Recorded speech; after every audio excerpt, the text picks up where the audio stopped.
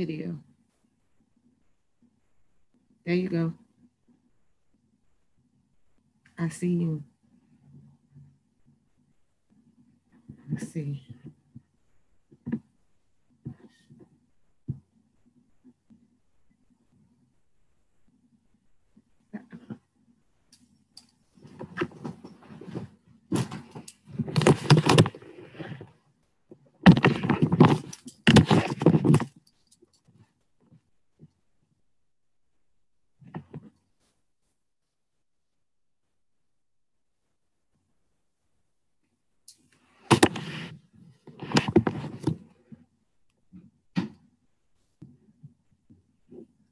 Yeah, I'm good.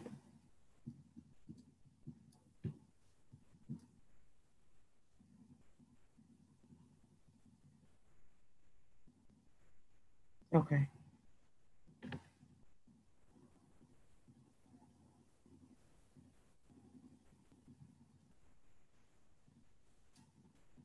Uh-oh, what happened?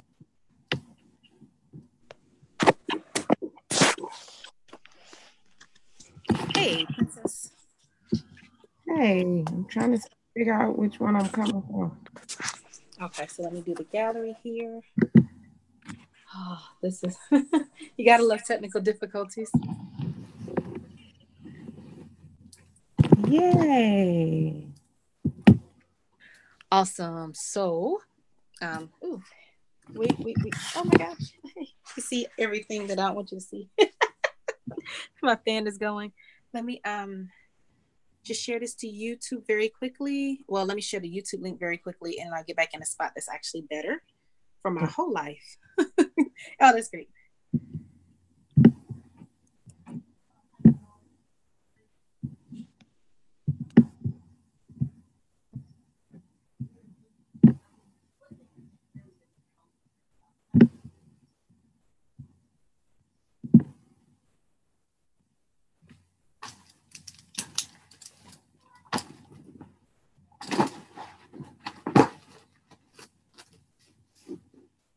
Hey, Princess, you want to go ahead and start talking? And then by the time I get everything together, I should be good. Okay, start talking in what retrospect? You want to make sure you can hear me? Or I can hear you. If you want to go ahead and start with the prayer so we can get started. all right. Good evening, everyone. I hope that all are well and excited about our second general conference class presented by the Connectional Young Adult Ministry of the Christian Methodist Episcopal Church. We are going to open up with just a short word of prayer, and then we will proceed with today's class. So, first and foremost, thank you, God, for allowing us to come to this moment today. Thank you for allowing us to go through our weeks and to wake this morning to go to worship you and to be able to come this evening to learn a little bit more about our great Zion. I ask that what is presented on this evening is informative and is relevant to what is going on for us as young adults in the CME church. Guide us and protect us as we travel and endeavor to be more informed. These and other blessings I ask in Jesus' name. Amen. Amen. So thank you all for joining us today. We have had a little technical difficulty in what we're doing, but we are excited to be here to share about General Conference and about all that we can share about, being a young adult and the purpose for this class.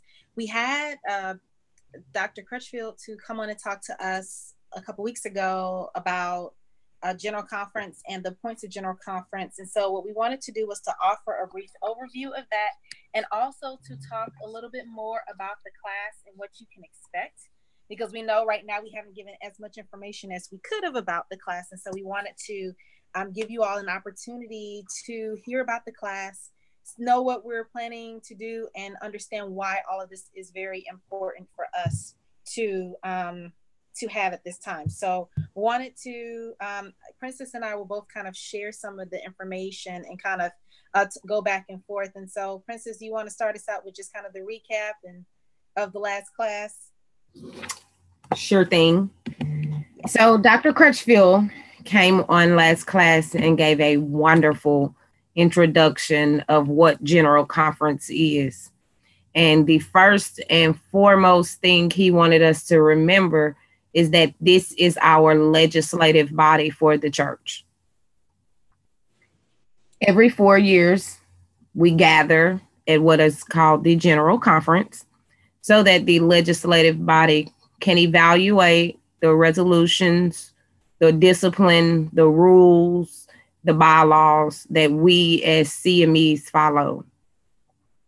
There are times when things need to be changed, things need to be updated, and he gave us just a brief synopsis of what those things are.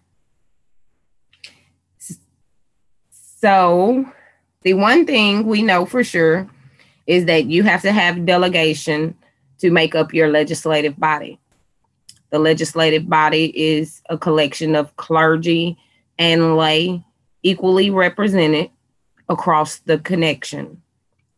Each Episcopal district in their individual conferences elect the delegates to represent their conferences at the General Conference. Of course, we know this comes in levels. You have the local church, you have the district conference, Then from the district conference, you go to your annual conference.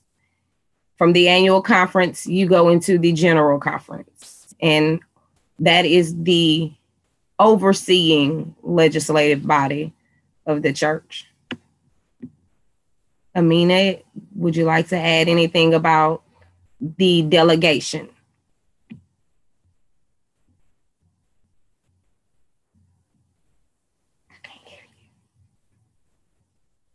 Sorry, I had me on muting again. The delegation is made up of equal parts clergy and lay. And that is a very important thing because when voting and understanding, and this is what Dr. Crutchfield reminded us of, understanding how the church works, that it's not just the clergy, it's not just the lay, it's not just one body more than other that runs the church and has a say so in the church. The church is only as good as is as this balance. And so Dr. Crutchfield reminded us of that particular balance. What I also thought of was of particular importance, especially when we think about it, because typically people feel that the General Conference is the one time where the clergy can, when the clergy are the ones, when the people are able to also kind of voice their opinion to the bishops and how they feel about different things.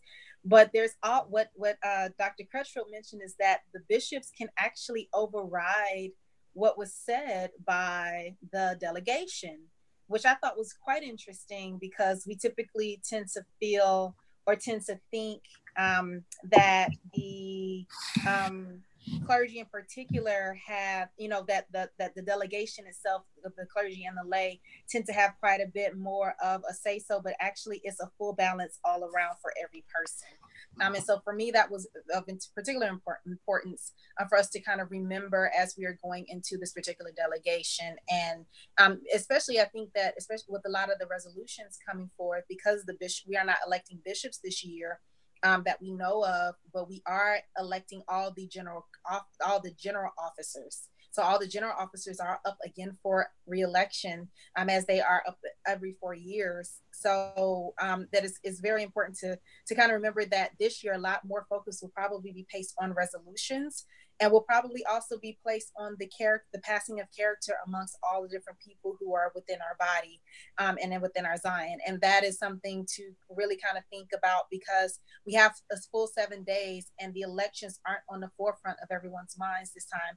This time is really more about the actual how the CME Church really functions and what's happening with the delegation itself and what's happening with the church itself. So that's why even though there are a lot of delegates, that's why of particular importance this year was making sure we had delegates who would be willing to think in terms of how the church is going to look in the next 50 years, because this is one of the few general conferences where, since we're not focusing as much on elections, that we do have a lot of resolutions and things to pass, and to really examine very well the discipline and what the discipline is for and how the church is going to function. So, yeah. So, all right. And so, I'm sorry, I want to put a little bit more light on me. There we go. You can actually see me now a little bit better, I think. So, all right. And so, next thing that we'll talk about then is, what's our next thing that we're going to talk about? You actually kind of led into it, because the next thing that he did speak about was the election of officers. And this year is particularly special because we do not have to elect bishops that we know of. So it is a focus on electing the general officers of the church and the resolutions and what the resolutions can provide in far as advancing our church. Mm-hmm. So, of course, we know that we have the general officers. The general officers are elected every 4 years as well. They do not hold the position for a lifetime position, unlike the bishops. When we elect bishops, they are elected bishop for the duration of their lives. They will retire as bishops. They will always maintain that title. A general officer, on the other hand, has to run for re-election every 4 years. Whether they are the General Secretary of Education, Finance of the church, all general officers have to rerun for election every 4 years.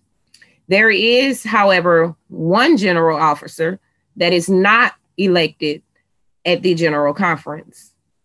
This general officer is the president of the Women's Missionary Council. She is elected at the Missionary Quadrennial, which occurs every 4 years. It does not occur directly in conjunction with the General Conference. So the missionary president always laps into the next General Conference year, the next time that it's time for us to have General Conference. So our current president, Dr. Pegues, will not be running, or the election of her position will not occur until after General Conference comes. Mm-hmm. So we also have a total of 10. I don't know if I said that, but there are a total of 10 general officers. Mm-hmm. There is a deadline for submitting and wanting submitting you being a candidate to run for that general office as well.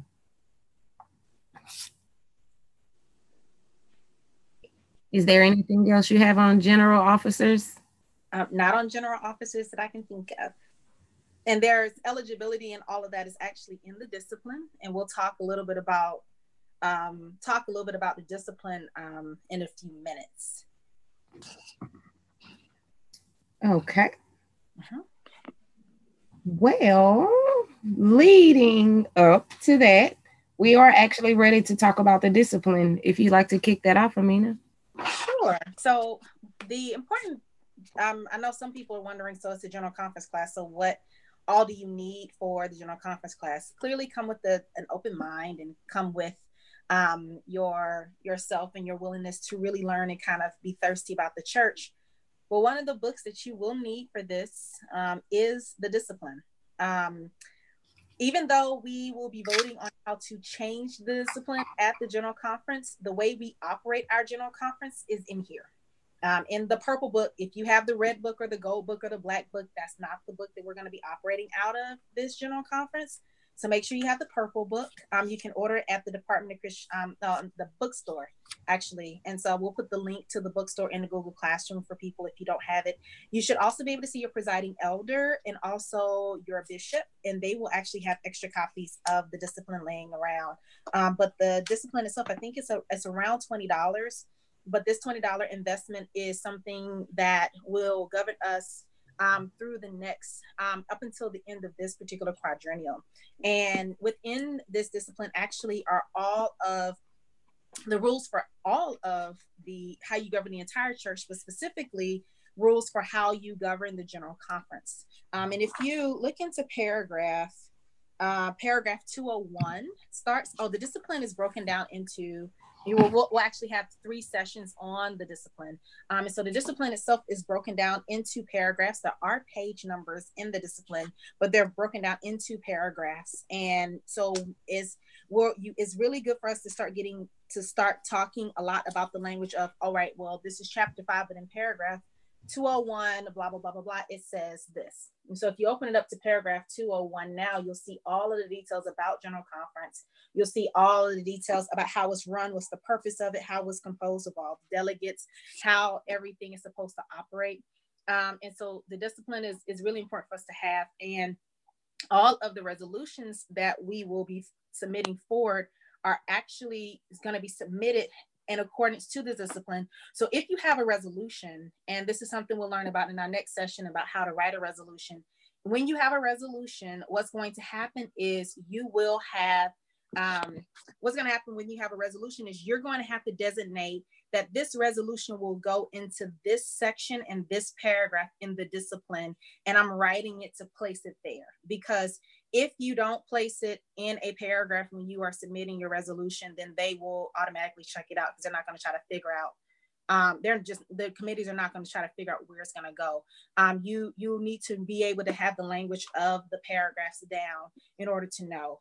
But the purple book, as we finally call it until 2020, to 2018, is actually includes all the resolutions that were made from the last General Conference, as well as any resolutions that have been going forward, but it comprises our discipline. And we will spend a lot of time on the discipline because knowing the discipline is going to be really the most important thing for us to move forward and to be able to work with it. Another thing that you're going to need to have for this General Conference class is you need to have some access to Robert's Rules of Order. And even if you don't have the book, you need the cheat sheet, but you're really going to need to get one of the books. The latest book as you can, and the latest book is probably about as thick as this discipline. I think Princess might have hers in her hand that's thicker than the discipline, and it's upside down. But the biggest thing about Robert's Rules of Order is when you are, because especially if you're a delegate, you're going to have voting power and you're going to have power to be on the floor. When you have voting power, have power to be on the floor, and you want to be able to interject into something that's happening or to be able to say something that's going on, you want to be able to know what your voting power is. And your voting power is going to be able to come from Robert's Rules of Order. And so we will be using Robert's Rules. We're going to have more sessions on the discipline than Robert's Rules of Order, but we're going to have some people who are well-versed in our parliamentary procedure to come and talk to us about actually, I think Stephen J. Delane who's been the parliamentarian for a while for the General Conference, is actually going to talk to us a little bit later on in the spring about parliamentary procedure and how to actually function on the floor. But I hope I covered as much as I needed to cover. Princess will kind of back me up. But those 2 books in particular are the most important books that you need to have for right now anyway, as the books of resolution come out and as the actual schedule for General Conference comes out, then those will be important items for you to have as well. And also we'll start collecting things. I know also at your winter council meetings, if you are a delegate, I know some winter council meetings have already been planned, but if you are a delegate, you need to find out when your meeting for delegates is going to be during that meeting. I know ours is actually going to be, the 6th district one is actually going to be over conference call on the phone in a couple days. But if you are a delegate and you need to make sure that you're involved in that meeting, because that's when they're going to talk about making sure whoever is elected for connectional board for that who is going to come up. So all the connectional board conversations are going to come up, how the delegation is going to move, especially if you have anybody in your district running as a general officer, then those kinds of conversations are going to come up in this meeting, and also other logistical things that you need to be aware of in preparation for coming to general conference.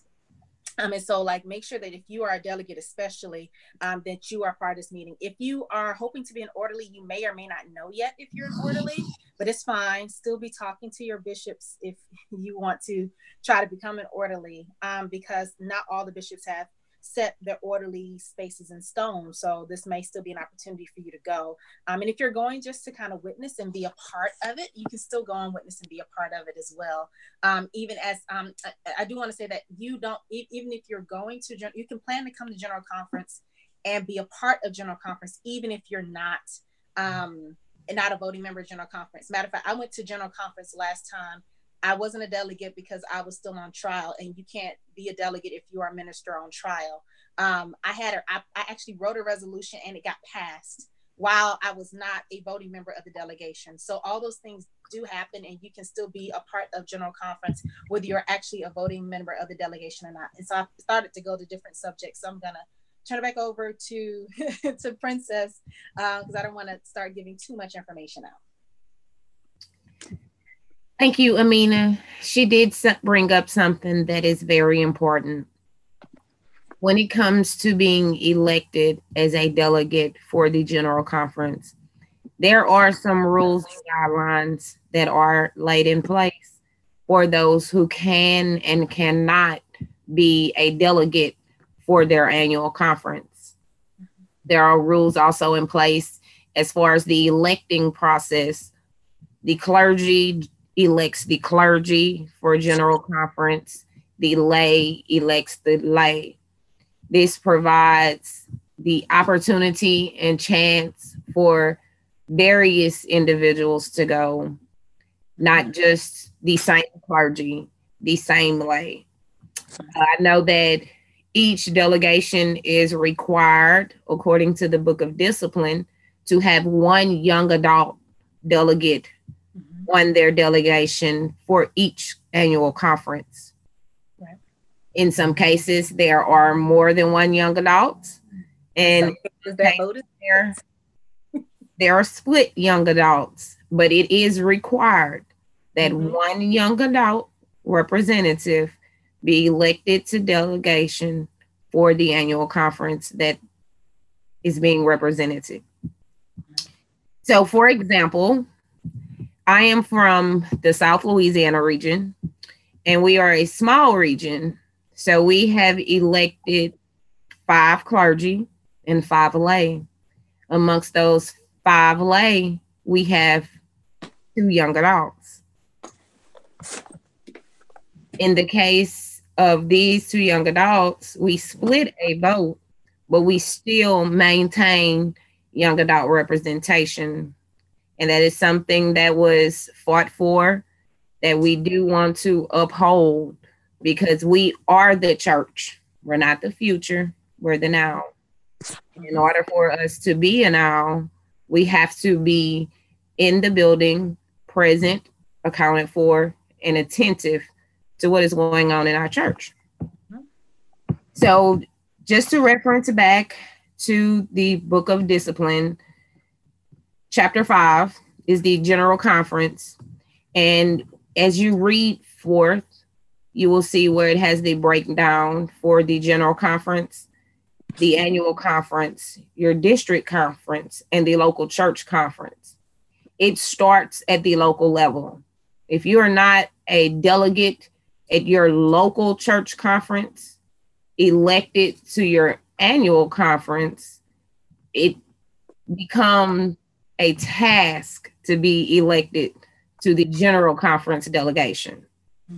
So in order for us as young adults to be elected and have the chance to be elected, we need to start at home and be a part of the local church conference so that we can move up throughout all the conferences, so that when we come to the connectional delegation of our church, and the legislation of our church, we have a voice as well. And I will give you an addendum. It's possible to become a general conference delegate if you don't go through that, but it's harder.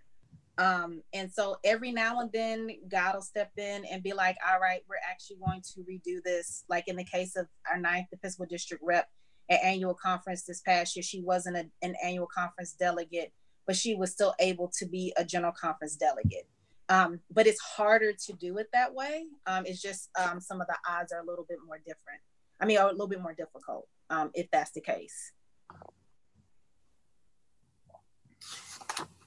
Okay, just a little few basics on General Conference. Each day at General Conference, there will be one bishop that will preside over the day's business.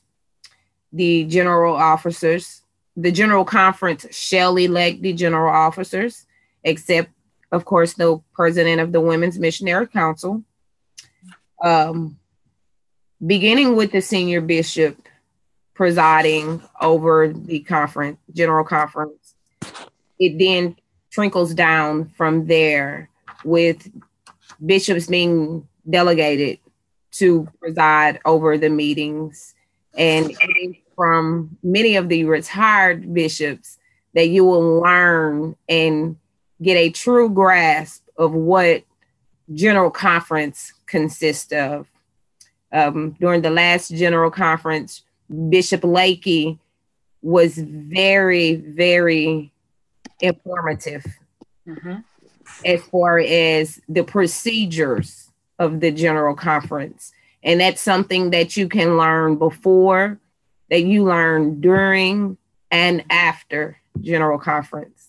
General conference is something that is always a learning process. Even Dr. Crutchfield on the last webinar referenced the fact that general conference then and general conference now has always taught him something new.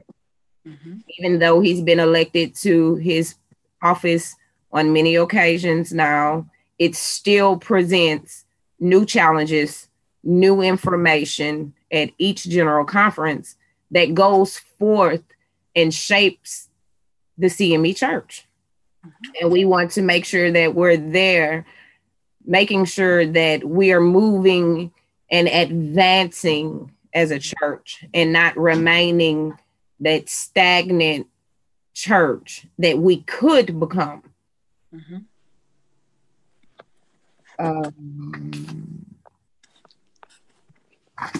Back to some of those documents. So Amina told us about the discipline.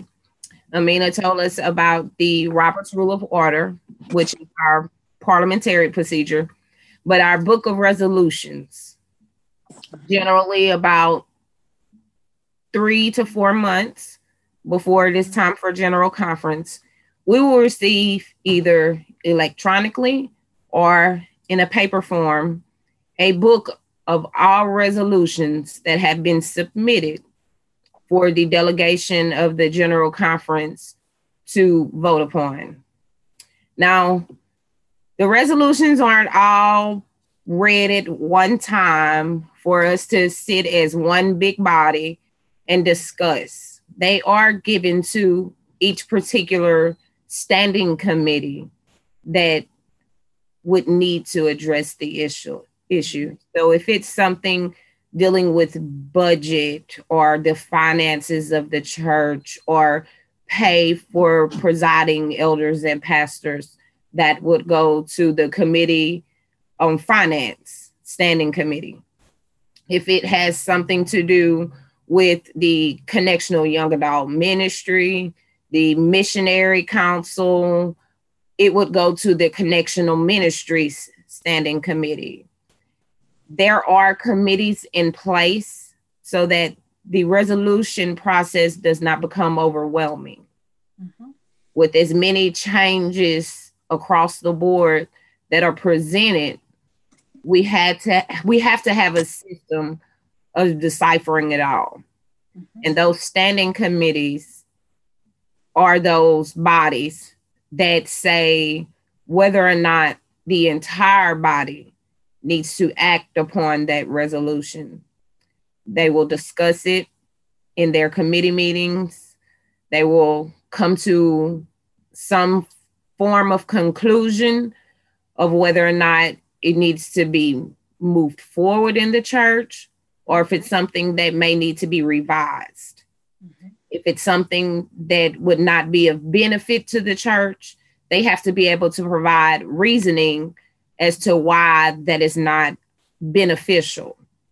So with the resolutions comes a lot of work, not on just the writing side of the resolutions, as our president can tell you, but also on the deciphering and the passing side of the resolutions, because there's an entire body that has to be taken care of with each resolution that is written. And each standing committee has the responsibility to make sure that it brings forth relevant, viable information to help advance our church. Right. And I'm going to add to that. If you are thinking about writing a resolution, be familiar with which committee is going to get your resolution. And the biggest thing is to make sure that your resolution does not die in the committee. Because if it never makes it past the committee, it will not make it to the discipline. And if you're wondering, oh, my resolution went forward, but it didn't, I put my resolution in, but it never made it to the floor, your resolution never made it out of the committee. And so you want to be aware of the fact that your resolution can die in the committee. It does not have to make it to the floor. So that's why it's important to make sure that we follow the guidelines for writing the resolutions. And Reverend Henderson is going to talk to us in a couple of weeks about that. But making sure that whatever resolutions we're writing also make it out of the committee and make it to the floor to be voted upon by the delegation. Yes, and you can refer to your book of discipline. Mm-hmm. It would be in the Constitution under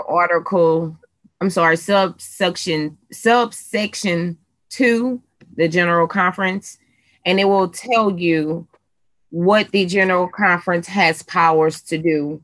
And just briefly, it says that they shall have full powers to make rules and regulations for the church, subject to the limitations of the restrictive rules, and in the exercise of this power shall have authorities as follows. And it goes on to list the authorities that they have. Mm-hmm. These authorities are also the authorities that are followed when these committees are looking at these resolutions.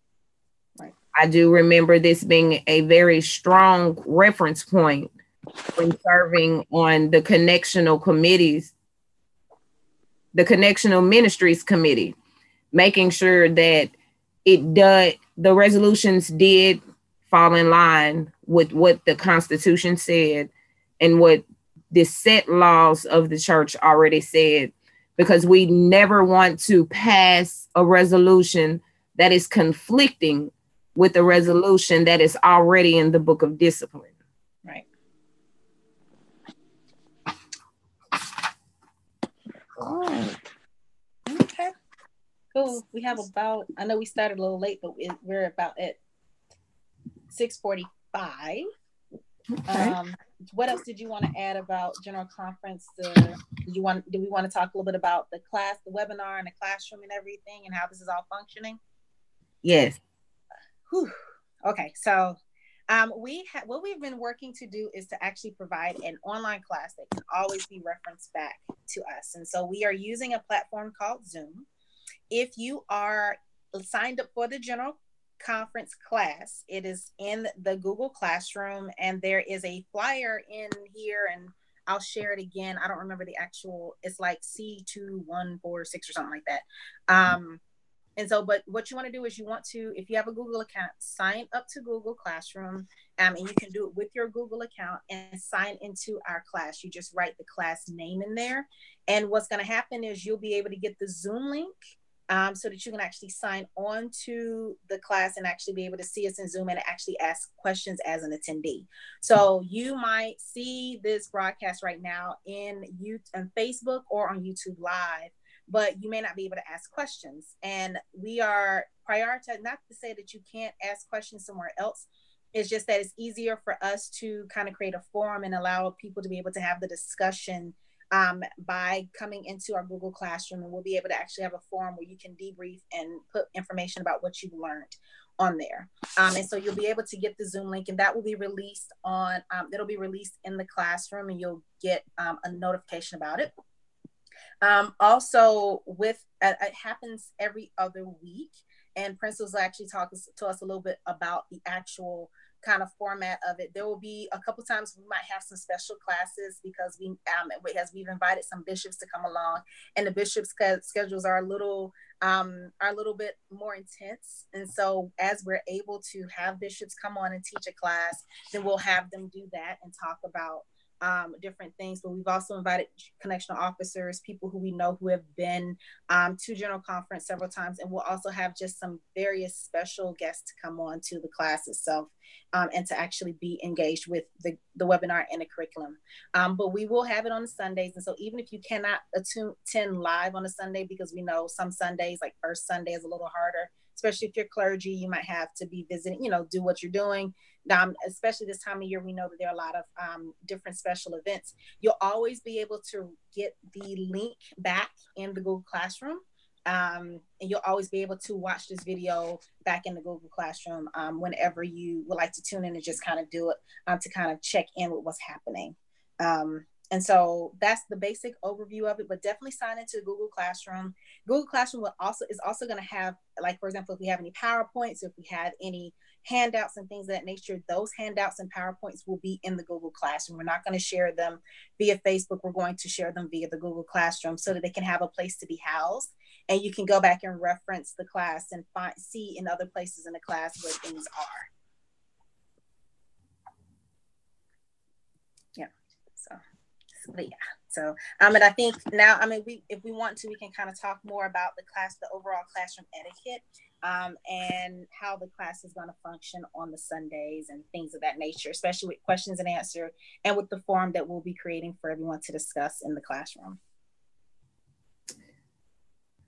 So if you have logged into Zoom, you have the option to raise your hand, and you have the option to click on the Q&A.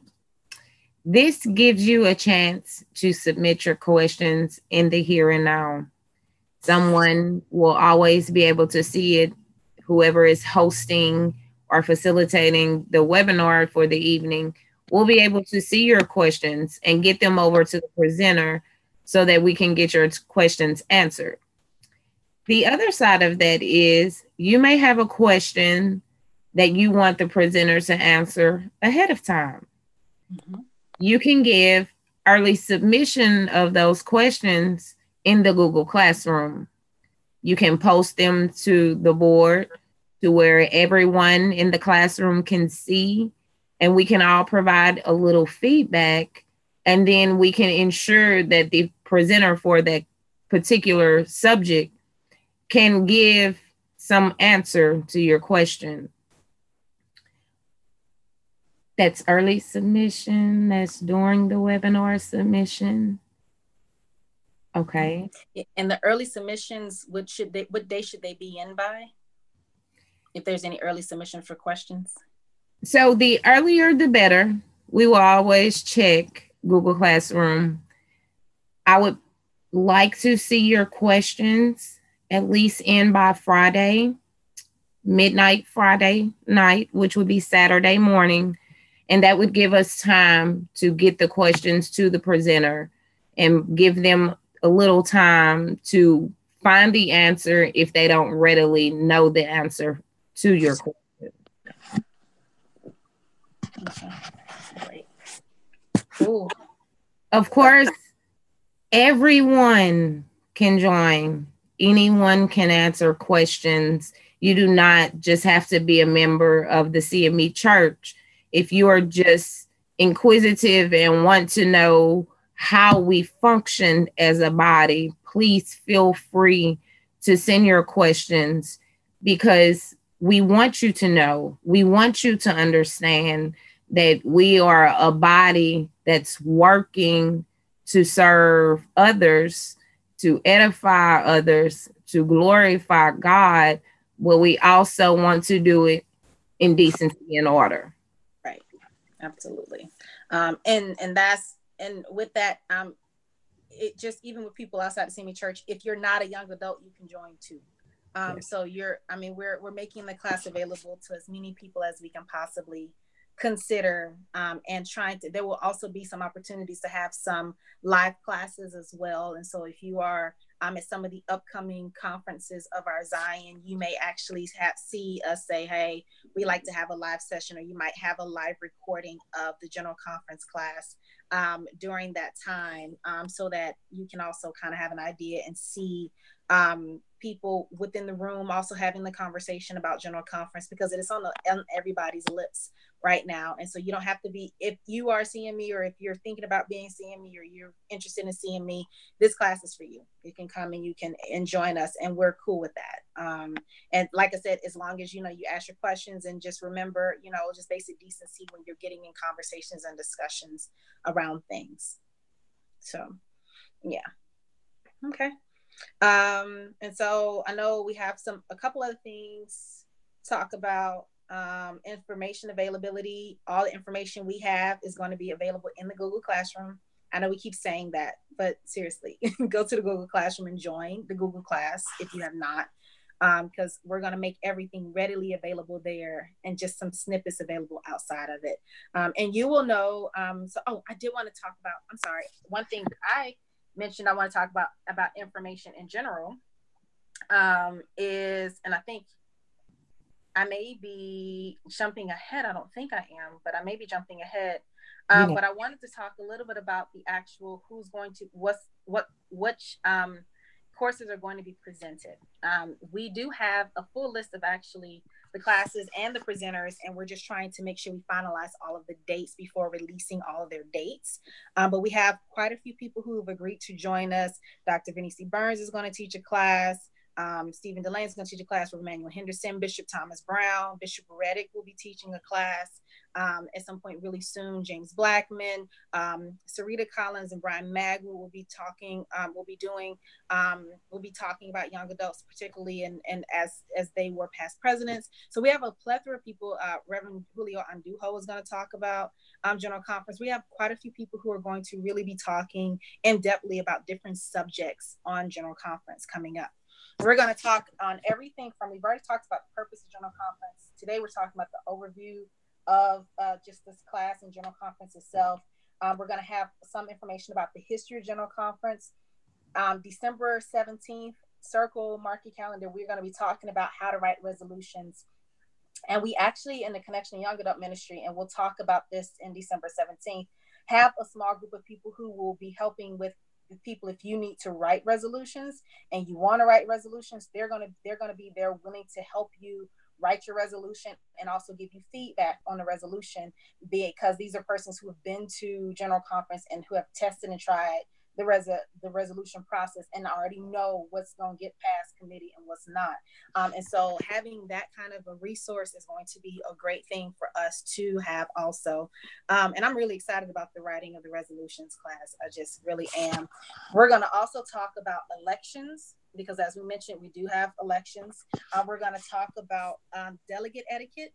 And just as a delegate, how to get to the microphone, microphone number 7. Yes, I'm number 7. My name is blah, blah, blah from wherever, what you want to be doing when you get to that microphone, because that's going to be really important. And we're going to talk about the importance of orderlies, because just because you're not a delegate and you might be an orderly does not mean that you are not already important in this particular space, because orderlies are important too.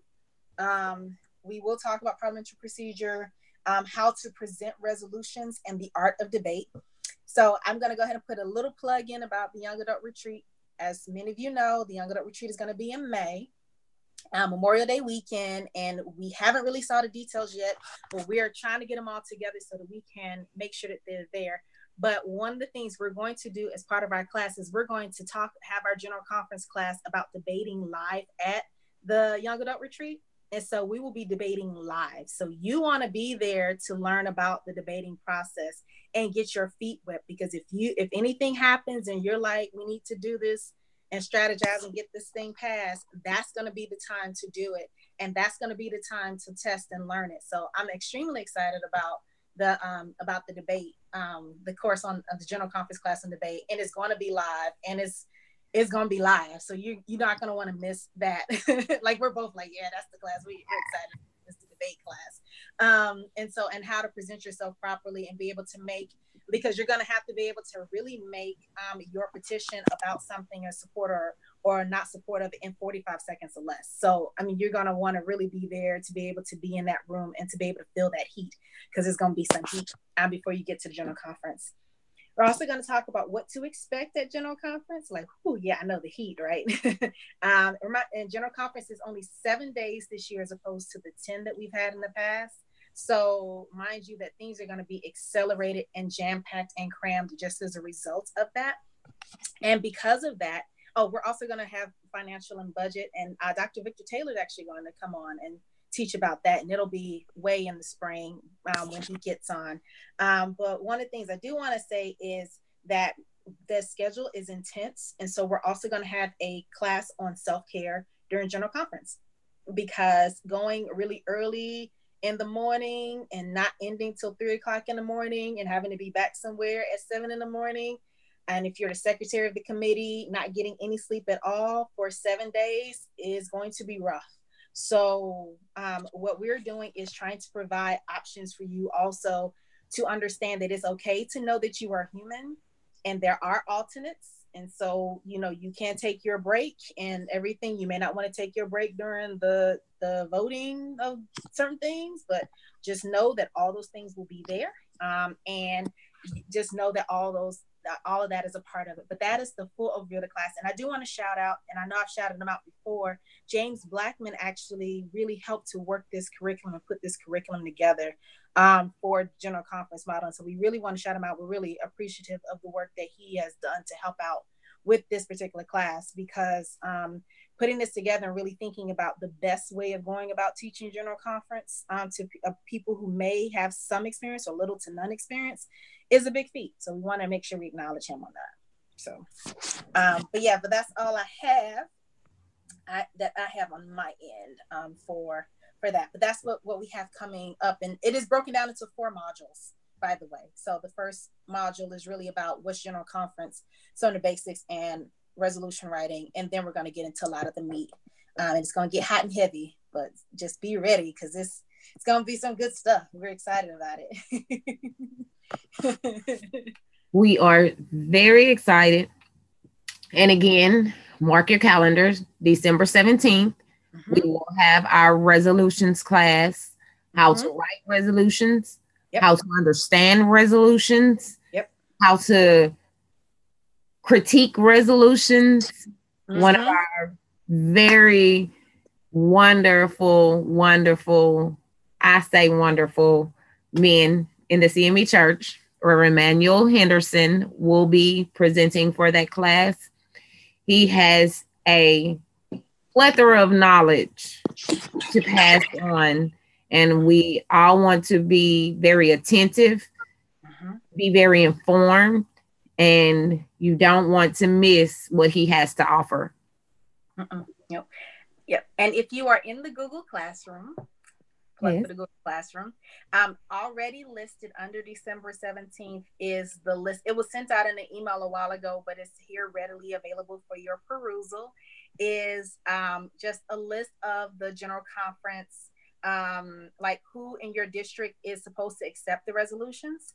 And also it has the sections in paragraph 206 about the resolutions and when they're due January 31st, but also the guidelines for the resolutions, how they're supposed to be written and how they can actually pass. So that information is already in the Google Classroom in the folder for December 17th. So sign up for the Google Classroom so you can get access to that and have it in one place. And I'm sure there'll be some other information that Reverend Henderson is going to pass along to us to put in there. So, but as we are going through, if there's some things that you were like, hey, I noticed that you don't have this, or can you do a special session on that?